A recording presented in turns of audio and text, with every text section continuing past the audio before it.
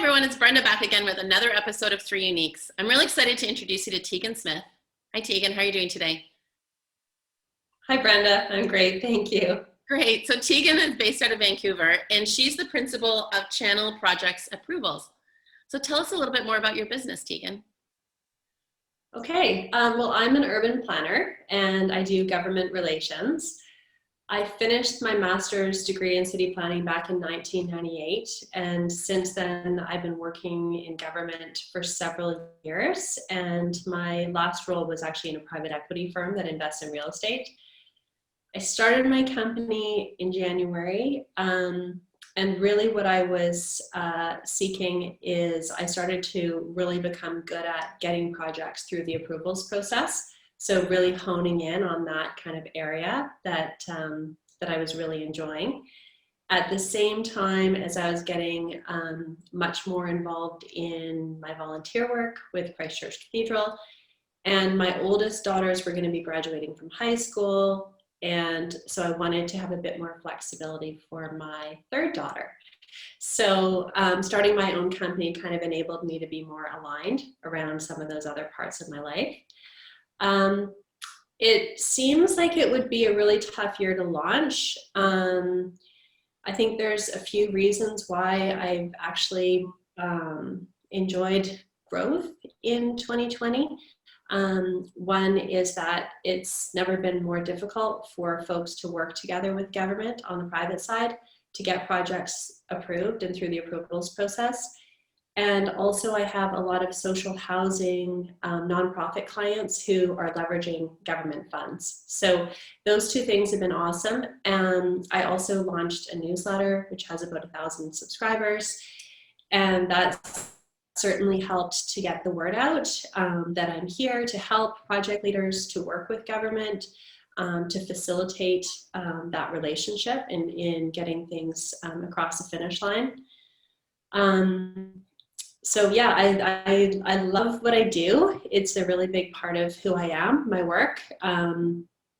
Yeah, well, that's awesome, and thanks for sharing that. We were talking earlier before we pressed record about the advantages of going off on your own, but there were also some some challenging times this year, especially with COVID coming on, and it kind of affected your launch plan. Would you mind sharing that story about your daughter helping you out? I think it's fabulous. Oh, okay. So yeah, so I have 3 daughters, and all of them I quickly employed when school closed to sort of help out with different parts of the pivots of my business. But my third daughter, who's 14, I asked her help because she's super great with technology. And I had sold a number of tickets to a boot camp that I was supposed to be offering on March the 30th, but we couldn't do the boot camp in person because of lockdown. Mm-hmm. And so what we did is we ended up transitioning it to a video series, which is actually still available on my website, which is awesome. And so my daughter actually recorded all of the videos, my 14-year-old daughter, and edited them and everything for me, which was awesome.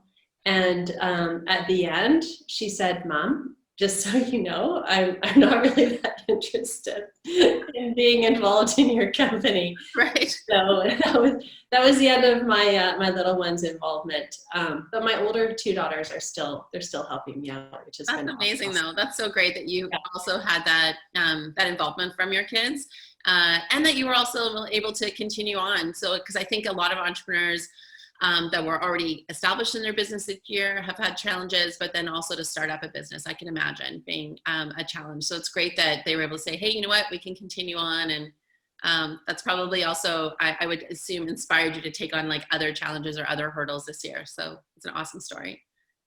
Thank you. Yeah, it's definitely been a fun year moving into being an entrepreneur, and then just having to be creative and pivot things kind of as challenges like the boot camp, being having to move on to a video platform as those things have come up, for sure.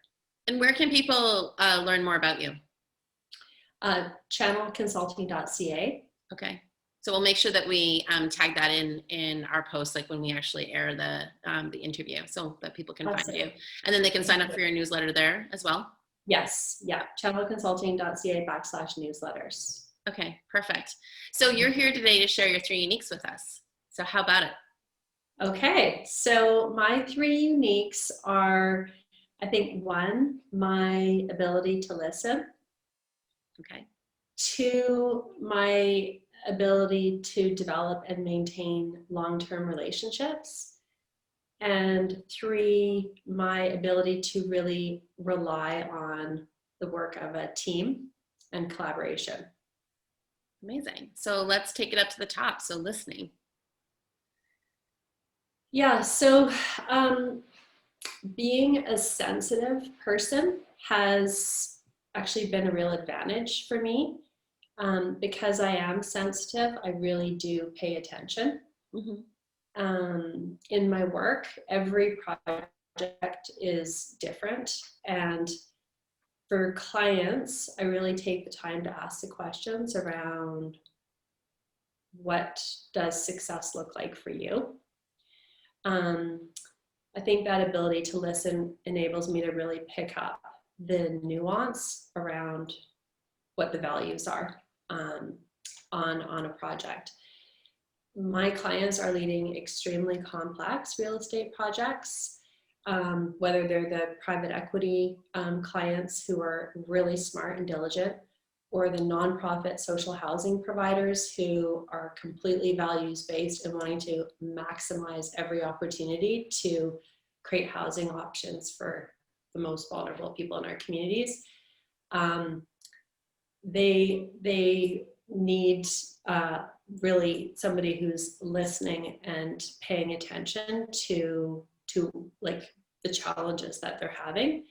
And so that helps, like with, my due diligence reports, whether they're reporting to an investment committee or whether they're preparing an application for BC Housing or CMHC. And so I think that my ability to listen really has been a huge advantage for me in getting results. Amazing. And your second unique? My second unique is my ability to develop and maintain long-term relationships. And I really do love helping people. That I care about people, I think, has been a foundation for me in building high trust relationships throughout my career. And sometimes clients get frustrated with government staff. There's been a huge amount of turnover in the public service in recent years, and truly some staff are better trained than others. And so when those clients get really frustrated, sometimes they don't see a way out. They don't see how they're going to get to the end. And so given my history working in government, and that I've continuously placed value on maintaining those relationships, I'm in a good place to help my clients to engage with government staff and navigate the tough situations, mend fences. And the result is that they're getting favorable outcomes with their timelines. And for the government organizations, they're getting favorable outcomes for the community, because there's that level of engagement and trust that I'm able to bring. Also on the topic of relationships is that I actually really do have the ability to laugh at a situation. Okay. And I think laughter can really soften the tone and create an atmosphere of trust that we will keep going when things get tough. And so I think that's that ability to kind of keep perspective, that I'm a caring person, that I operate in a way that's relational rather than transactional, has really contributed to the success in my brand with my company, but also with my volunteer work and with raising my family as well. Amazing. And your third unique? My third unique is my ability to rely on teamwork and collaboration. Mm-hmm. And I think that the fact that I'm self-critical has been actually an advantage for me. Okay. Because I'm self-critical, like throughout my career, I placed a lot of value on collaborating with specialists to get results. And real estate development is incredibly complex. Even with my leadership background, with technical skills as a professional planner, it's impossible to know everything. And so I think that my ability to empower others and to acknowledge, like, I don't know, has enabled success in my career. I'm not a BSer. Mm-hmm. And so I think that my ability to find solutions by engaging a team of minds has really been integral with my success. Awesome. That's great. How did you come up with your three uniques? Is that something that you've just known for a while, or like, based on us connecting, you said, okay, now I need to actually write this down and think through it? Was it something that was just easy that came to you, or did you have to, plan it and be thoughtful as far as your approach? That's a great question because it was a really tough question. Like, oh gosh, what are my three uniques? And I actually have three parts to kind of my service offerings with my company. The first part of my service offering is around due diligence reports. And I think that my ability to listen results in really high quality due diligence reports. Recently, I have a private equity client who I delivered a 32-page due diligence report to on like $2 billion portfolio. And he replied and said, that is like exactly what I was hoping to receive.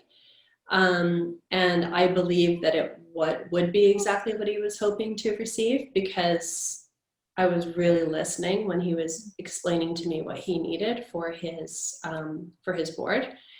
And I was, taking notes and asking a lot of questions. And so I was confident that I actually really understood what he needed.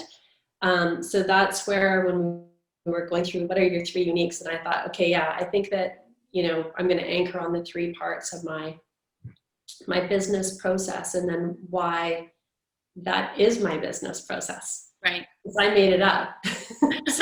No, but that's amazing, right? And I think that's the piece that I try and get across to my listeners or the folks that I coach, is that how do you incorporate your three uniques into all aspects of your life? So it's not like I'm living my three uniques over here and then I've got work over there. It's that whole debate between, is there work-life balance? It's like, for me, there's always like one Brenda, it's one life, and how do I weave it all together? And not to take on like a mountain of things, but now just to really simplify, like what's like essential in my life. And if you can take it back to the three things that are important to you, that you're passionate about, that you've got skills and abilities in, and you can weave that into your relationships or your work life, then I think you're set. Totally. That's amazing. That's great. So I have a question for you about, what's an area of, what is one of the best or most worthwhile investments that you've made in your life? What is one of the best or most worthwhile investments that I've made in my life? Yeah. That's a really difficult decision. Your top one. I think probably my home. Okay. And it's really been wonderful because we live in North Vancouver, and our children have been able to walk and be independent in our community, take transit, ride their bike, whatever. They've all had jobs in the neighborhood. So I feel like for our family, like we've been able to be like really rooted in the community. With me starting my company, I work from home. Mm-hmm. And I've been like the last several years, like living in a really great spot, but never using my neighborhood because I'm at work all the time. Right. And so it's been really great to be living in this location where I can like go for a walk in nature, you know, during my workday if I wish, and to run into my neighbors, people who I've known through the kids' schools, and so forth. I think I've noticed that through COVID, being part of that community has been really great. Yeah. Yeah, I actually heard a podcast a few weeks ago with Bill Gates talking about that. That is going to be an outcome of this pandemic, is that people will be more invested in their communities, like in their proximity to their homes than ever before. And again, that's kind of like where we came from. Like I remember hearing stories from my grandparents about, you mentioned that you fundraise for Christchurch and, you know, doing things at their church or their community hall, bake sales, raffles, all these type of things that they would do. And I think in some cases we've moved away from that, and we spend so much time at work and investing in, you know, our engagement and that community feel at work that we've kind of lost it at the home part in our neighborhood. And I saw that definitely over the summer. The dads in the lane had all set up all these bike ramps and skateboard ramps for their kids. And like we'd never had that before. And I've been in this neighborhood for the last three years. So, but it was due to the pandemic and everyone being at home that we just created this sense of community within our neighborhood. Totally. That's awesome. And then what's a piece of advice you'd give to a smart, driven university student, seeing how you've got two of them right now, about like entering the real world? Now that you're at this stage in your life and in your business, like what would be that piece of advice that you would give to them? That's a really good question. It's interesting because I would go back to this whole 3 uniques idea of just really get to know your strengths and your passions and focus on that. And it doesn't actually really matter what the technical work or output is that you're doing, but I think it's really about getting to know yourself and your process. And there's a million different ways you can apply those skills, and then just try one. Right. If that seems to work, great. Otherwise, move on to something else. Yeah. Awesome. Thank you. Tegan, it's been a pleasure interviewing you today. I really appreciate you jumping on.